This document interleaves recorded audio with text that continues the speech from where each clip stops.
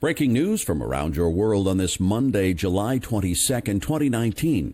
I'm Larry Rice. Iran says it arrested 17 spies whom it says were working for the CIA and sentenced some of them to death. The intelligence ministry said the suspects had been collecting information in vital sectors, including military and nuclear areas of activity. President Donald Trump has dismissed the claim, saying the report is totally false. Iran says the spies, who are alleged to have worked for the Central Intelligence Agency, were arrested over a 12-month period up until March this year. The top Iranian intelligence official told reporters the 17 were all Iranians working in sensitive centers in military and nuclear facilities and the private sector, who had acted independently of each other. Iran did not say how many of those arrested had been sentenced to death or when the sentences were handed down. Last month, Iran said it had dismantled a network linked to the CIA, but it is unclear whether Monday's announcement is related to the same case. Credit reporting agency Equifax may end up paying about $700 million over a data breach 2 years ago that affected nearly 150 million people. Hackers discovered a vulnerability in Equifax servers in 2017 that opened access to login credentials and for 2 months mined data that included credit card numbers, driver's licenses, and Social Security numbers. As part of the settlement, the Federal Trade Commission said Equifax will pay $300 million to provide consumers with credit monitoring services, compensate those who purchased credit or identity monitoring services, and other out-of-pocket expenses. It will also provide U.S. consumers with 6 free credit reports a year and 1 annual credit report for 7 years. Equifax will pay $175 million to 48 states, the District of Columbia, and Puerto Rico, as well as $100 million in civil penalties. FTC Chairman Joe Simon said in a statement, "This settlement requires that the company take steps to improve its data security going forward and will ensure that consumers harmed by this breach can receive help protecting themselves from identity theft and fraud." Equifax CEO Mark Begor said the agreement reinforces the company's commitment to safeguarding information and recognizing the seriousness of the breach. The death toll from severe flooding in parts of India, Nepal, and Bangladesh rose to more than 300 Monday, even as heavy rains start to ebb and water levels started to recede in some of the worst affected areas. Heavy rains and overflowing rivers swamped vast swaths of eastern India more than a week ago, and officials on Monday said so far 102 people have died in Bihar state, 35 more than what the government had estimated on Thursday. Torrential rains in Bangladesh killed more than 47 people in the last 2 weeks, and at least 120 are missing and feared dead following severe floods and landslides in mostly mountainous Nepal. Parts of Pakistan have also been flooded. In Bangladesh, at least 700,000 people have been displaced. Authorities are struggling to deliver relief supplies to people who are marooned. More than 1,000 firefighters battled a major wildfire Monday amid scorching temperatures in Portugal, where forest blazes wreak destruction every summer. Officials said the fire, in its third day, had injured 32 people, 1 seriously. About 90% of the fire area, about 125 miles northeast of the capital Lisbon, was brought under control during cooler overnight temperatures. Forests in the region are tinder dry after weeks with little rain. The Portuguese Civil Protection Agency said 321 vehicles and 8 water-dumping aircraft were deployed to tackle the blaze, which has raced through thick woodlands. Recent weeks have also seen major wildfires in Spain, Greece, and Germany. European Union authorities have warned that wildfires are a growing menace across the continent. Police said they were investigating what caused the fire amid suspicions it may have been started deliberately. The country's deadliest fire season came in 2017, when at least 106 people were killed in Portugal. Airstrikes on a popular market and residential neighborhoods killed at least 32 people and wounded dozens more Monday in an attack on one of the main opposition-held cities in northwestern Syria. Observers said the raids, believed to be carried out by either Syrian or Russian jets, targeted Marat al-Numan, a densely populated city in the south of Idlib province, leaving a trail of destruction and carnage. Busy marketplaces and residential areas have been frequently targeted during a campaign waged by Syria and Russia since the end of April. Airstrikes killed another 6 people in the town of Sarakeb on Monday.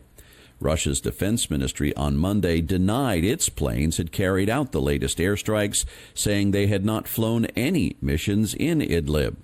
Residents said escalating strikes on urban centers have triggered a new wave of refugees heading toward the relative safety of the border area with Turkey.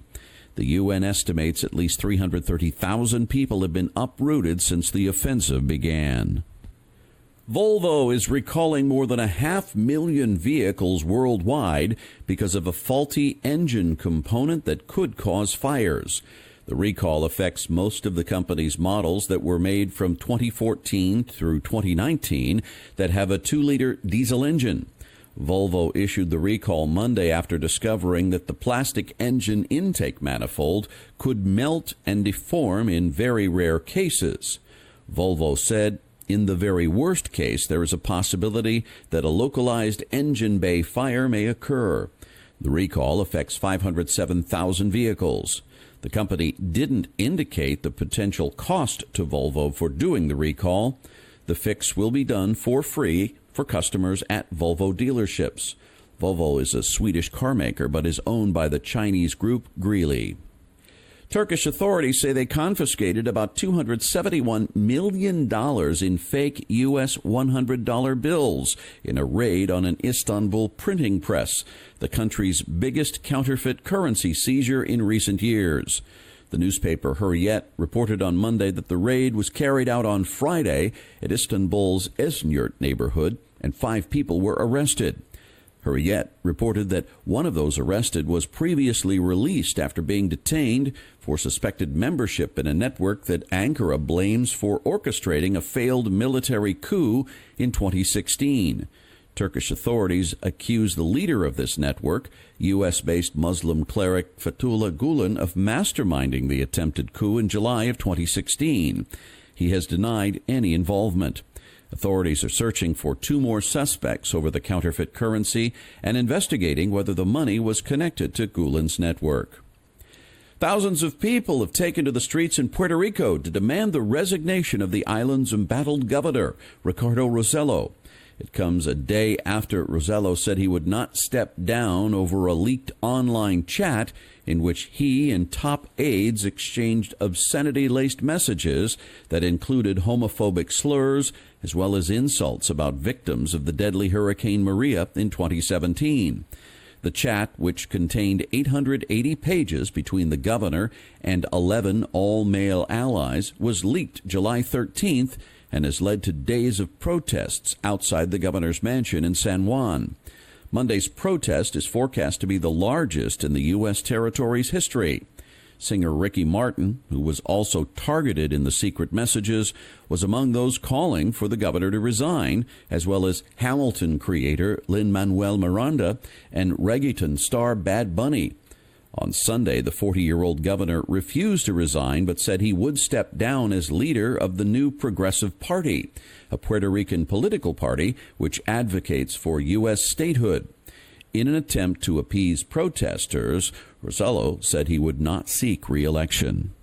Chinese investment in the United States has plunged by nearly 90% since President Trump took office, as a trade war has eroded trust between the world's 2 largest economies.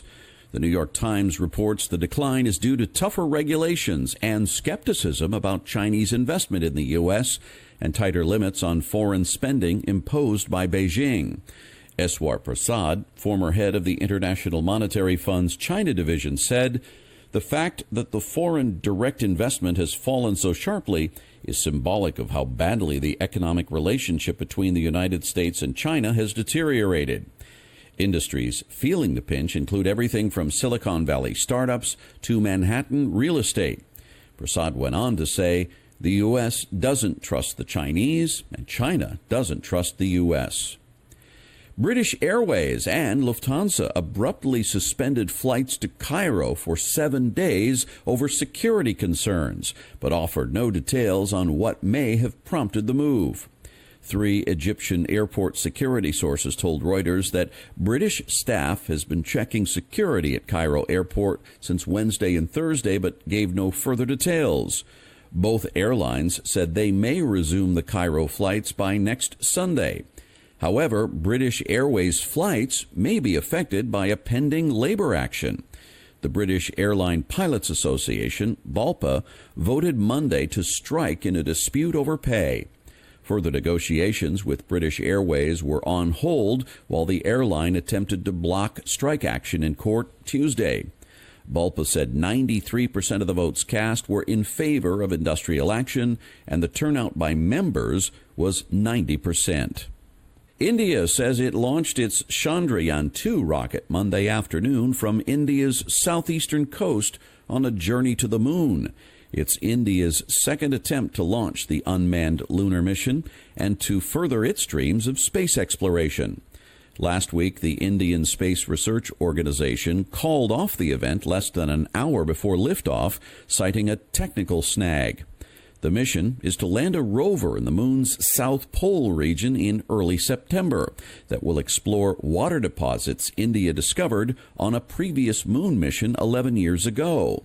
That first lunar spacecraft, Chandrayaan-1, used radar to map the moon's surface but did not land on the moon. This mission could help scientists chart potential sources of water and learn more about how the solar system formed billions of years ago. If successful, it would make India the 4th country to make a controlled landing on the moon's surface, after the U.S., Russia, and China. The launch of Chandrayaan-2 comes on the heels of the 50th anniversary of the first humans setting foot on the moon, with Neil Armstrong's historic moonwalk during Apollo 11. And that's your update for this Monday, July 22nd, 2019. I'm Larry Rice. Thanks so much for listening, and I hope you have a wonderful week.